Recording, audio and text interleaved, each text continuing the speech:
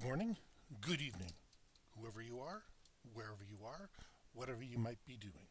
We wish to welcome you to the Silverlight Show. The Silverlight shines to illuminate that which lies hidden in darkness. For those of you tuning in today, we welcome you in. Tic Tok. It's always been a fairly controversial app, but the United States government is taking steps to outright ban it. This is an interesting move indeed. On the surface, they're saying it's a bad influence, it supports a foreign government and all these other sort of things, but since when did that ever stop the US government before? Personally, I'm not a big TikTok fan. I have nothing against it, but it's just not something I enjoyed. For the first little bit it was out, I played around with the app, found a couple stations I liked, like there was a guy who did science experiments in a minute. That catches my attention. But most of it was girls getting dressed, people doing practical jokes that are so obviously faked, even my 11-year-old understands that that's not real life. And I never saw the appeal to it, so I just got rid of it and never thought twice about it.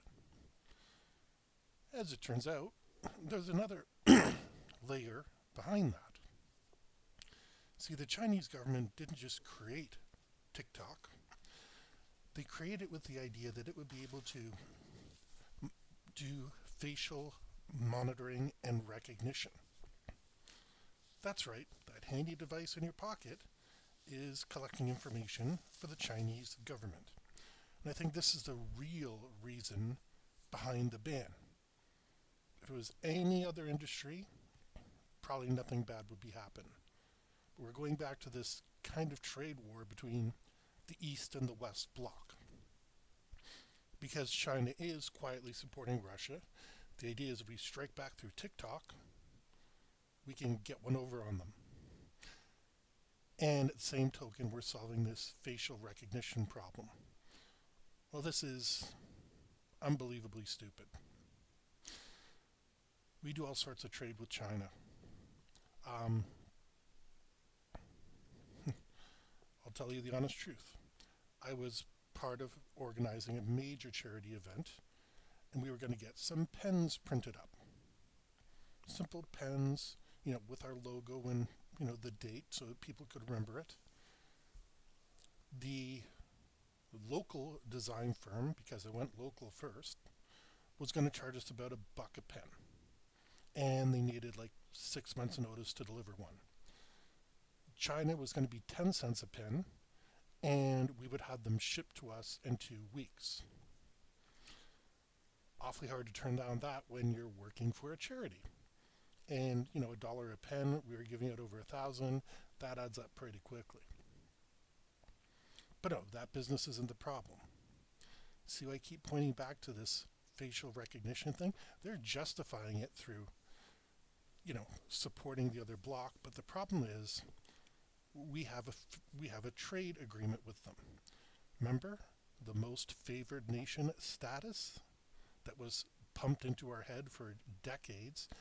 But now we're going to ban our people from using their app. There's 1 billion Chinese people, and they're going to take advantage of that app.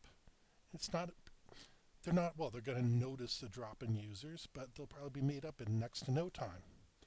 There's also these things called VPNs. So you can log into it and just not appear to be accessing it from the United States. And I expect Canada, UK, and Australia are going to follow suit in short order. There's so many ways to get around this problem. This legislation will be ineffective before it hits the ground. Now, from what I've seen, there's no criminal charges proposed for using the app. They're just going to ban it from distributing itself. This will be an interesting case. Remember, a former president, while he was president, was posting incoherent things in the middle of the night on, Twitter.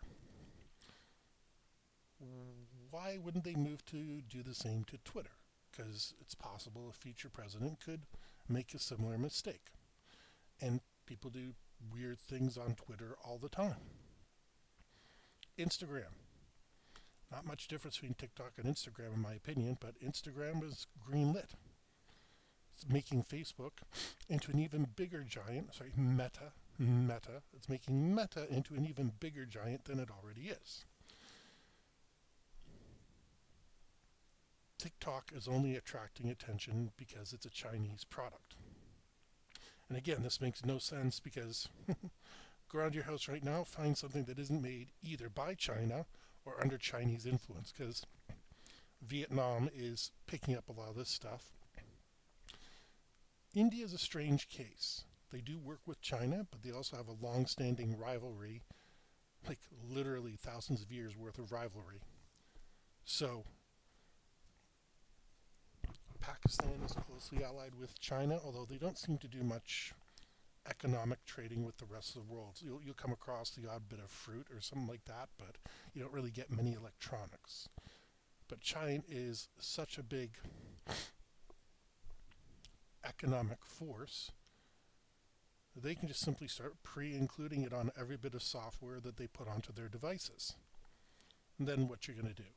You're going to have to hire a whole bunch of technicians at Bell, Rogers, AT&T, Sprint, whatever's around these days, just so they can unprogram those.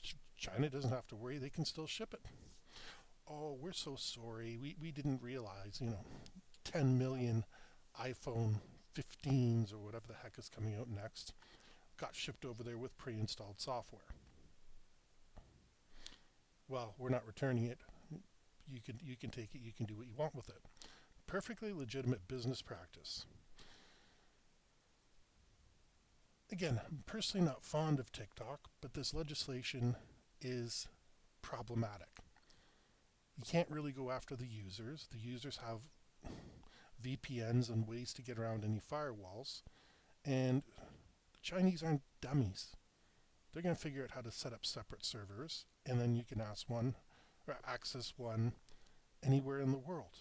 People are doing that already. If you have some content that's questionable, you offshore it. They're still trying to figure out how to write the laws on that problem. So all this nonsense is going to be for a test case. They're going to figure out what works, what doesn't work, and a lot of it's not going to work. Hate to tell you guys this, back in the 80s, we were dialing up bulletin boards and, downloading pirated software. It would ask, are you 18? We would lie every single time. These parental controls just simply don't work. And if somebody did crack the game, as was called back then, it wasn't hacking, it was cracking, they just include all the proper codes, encode it in, and let their version out upon the world. So like I said, Chinese are pretty damn good at programming. They're going to figure out a better method than what I just suggested, because my idea is 40 years old, 30 years at the best. There's got to be better ways to manipulate technology to get around this ban. And I'm sure they've already thought of it, given that the United States is not making a secret of this legislation. China's like us. They got reporters, and they got people that are sitting around with the congressman. You might want to call them lobbyists. You might want to call them anything. I don't really know what to label them. But they know it's coming. And they already have a way to get around it. So, what the U.S. does after that is going to be anybody's guess. But it's going to definitely be worth watching. So with that, I hope you enjoyed this episode of the Silverlight Show. If you did, please like, share, because sharing is caring. Subscribe if you haven't subscribed already. Don't forget to click the notification icon, whatever you see in your particular case. And we hope you have a fantastic day.